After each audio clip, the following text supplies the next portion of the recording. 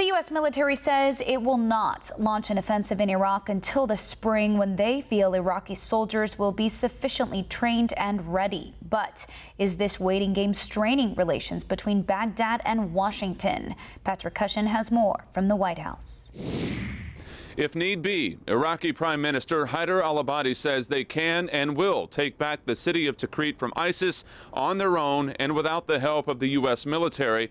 He feels the U.S. is simply waiting too long to begin a coalition offensive on the ground. And according to a new Quinnipiac poll, the American public agrees. 62% of those polled are now in support of American ground troops. One issue at hand: Iranian military officers, Iranian-backed Shiite militias, and Iranian artillery units have joined the Iraqi regular army in the fight for Tikrit. Of course, the U.S. will not cooperate with Iran militarily and will therefore stay out of it. They're hoping that more Sunni tribes join the Iraqi regular forces in the fight against ISIS. I spoke with the senior analyst for the Middle East Media Research Institute, and he says years of corruption within the Iraqi military command under Nouri al-Maliki has put the current regular forces in a vulnerable position. They need help from Iran, and they need help from the groups called Popular Mobilization Forces, made up of armed Shiite factions and volunteers who can fight under any flag they like. Of course, this only complicates the ongoing relationship with the U.S. military.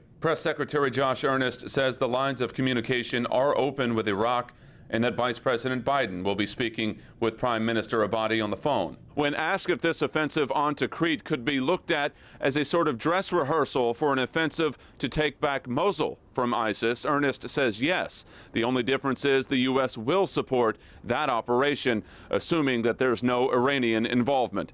From the White House, Patrick Hussion, One American News.